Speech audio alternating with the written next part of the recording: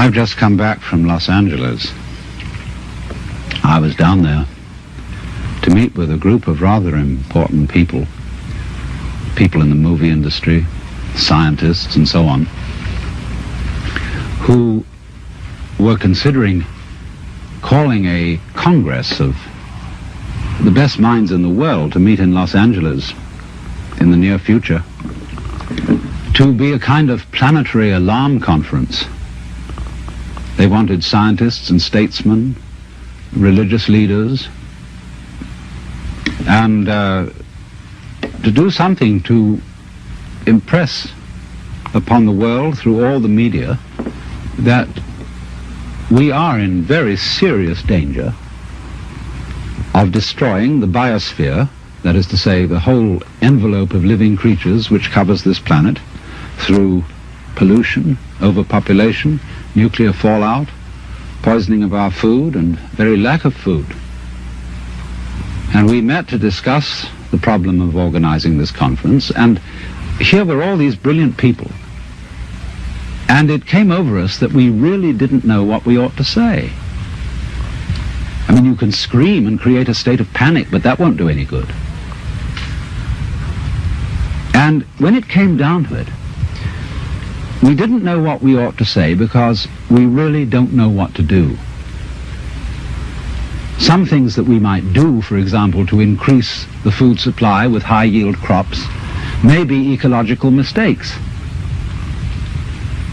And so the consensus of almost everybody at the meeting was that in some way or other, the human race has to learn how to leave the world alone and let what is called the natural homeostasis, that is the self-balancing process of nature, take care of the mess. Now, how are we going to do that?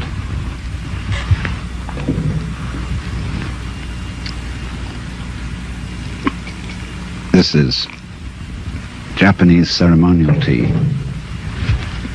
It's good on a cold day. See, our problem is we don't really know how to stop. We've got something started and we see it's going in a wrong direction. And I think the difficulty is, to borrow an old Chinese saying, that when the wrong man uses the right means work in the wrong way. In other words, there's something wrong with the way we think. And while that is there, everything we do will be a mess. Now, what is it that's wrong? Now, as far as I can see, the basic mistake is that we've invented this wonderful system of language and calculation, and that it is at once too simple to deal with the complexity of the world, and also we are liable to confuse that system of symbols with the world itself, just as we confuse, say, money with wealth. A lot of people are in business to make money instead of wealth. When they make the money, they don't know what to do with it.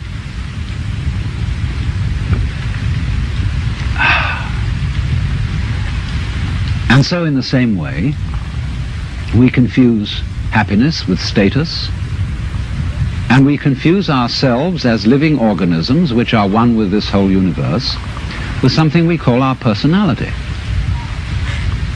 Now, what is our personality? Our personality is what we call our image of ourselves, and also our thought about ourselves, our idea of ourselves. This is the person. In other words, what people meet and understand, and what I understand as Alan Watts, is a big act which is not really me. Because in the image of Alan Watts, there are not all my unconscious processes, both psychological and physical. The construction of my brain is not contained in the concept Alan Watts, and the concept Alan Watts does not contain the inseparable relationships which I have with all the rest of the universe. And therefore that concept is a fraud. And when it's mistaken for the real me, there's a confusion. Because if somebody says to me, Alan Watts, do something about it, the concept Alan Watts can't do anything. In other words, because it's only a concept, you can't make it lift a weight just as 3 is a concept. 3, the number. You can't make just plain 3 do anything. So also you can't wrap up parcels with the equator. It's a useful imaginary line, but it can't do anything. But we all feel that this concept of ourselves, which we call our personality or our ego, can do something, because we think it really exists. And I'll tell you why we think it exists. What happens when you, if I were to say to you, now look hard at the television screen, really look at it. What do you do as distinct from just watching it in the ordinary way when you say, now I really got to see that? What do you do? Notice that you tighten muscles all around here, that you frown a little, you clench your teeth perhaps. Now what has that got to do with seeing anything clearly? It has absolutely nothing to do with it. Same thing when you listen carefully. Now listen, catch everything that's said, or you start tightening up around your ears. That has nothing to do with hearing clearly. Now from the moment we were little children, when teachers in class screamed at us, pay attention, we go tight in various ways, either to see or hear more clearly, to concentrate, or to will something which is supposed to be difficult to do. And that constitutes a habitual tension over the whole body that's there almost all the time. And that feeling of unnecessary tension is, as it were, the material sensation upon which we fasten this concept of I. We hang it on to that feeling. The concept is not us. The feeling of tension is completely phony. It has nothing to do with success in seeing, hearing, or acting. And so we get the marriage of an illusion with a falsehood, and that we call ourselves. And no wonder we feel cut off from everything, alienated, frightened of life and death. So what has to happen is we have to come back to a sane view of our own life, which is the way we really are, an organism functioning in terms of the whole environment, with the whole environment, instead of this funny little separate personality. But how are we going to do that? People say, oh, you can't change human nature overnight. You're asking us to give up the ego. And that's the most difficult of all things to do. Actually, it isn't, because the ego doesn't exist. But of course, if you try to give up your ego with your ego, then it'll take you to the end of time. Because this is the point. You can't transform yourself. You can't make yourself sane. You can't make yourself loving. You can't make yourself unselfish. And yet it's absolutely necessary that we be that way. It's absolutely necessary. If we are going to hand over the direction of nature to nature, which is what it comes to, it's absolutely necessary that we let go of ourselves, and it can't be done. Not by anything that we call doing it, acting, willing, or even just accepting things. You can't do it. Why? Because you don't really exist as that kind of a separate ego or personality. It's just an idea based on a phony feeling. So when it comes down to it, it's shocking news for us, for the human race, for our pride. You're only making a mess by trying to put things straight. You're trying to straighten out a wiggly world, and no wonder you're in trouble. So you can't do anything. So you can't transform yourself. And what can you do? What happens then if you actually realize you've come to a dead end? And the human race has come to a dead end, in my opinion. What then? Commit suicide? Or is there something else?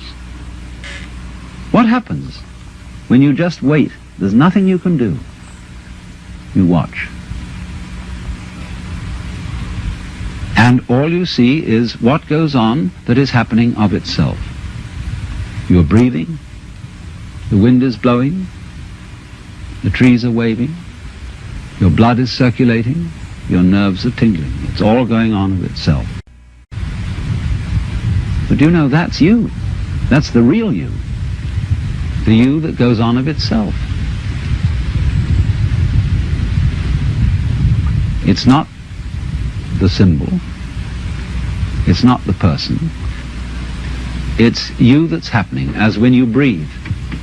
Yes, you can get the feeling that I am breathing by shoving your breath, but your breath goes on day in and day out without your doing anything about it or even thinking of it. The same way your brain is functioning without your forcing it. So when you come to a dead end, and we are individually and socially now in 1971 at a dead end,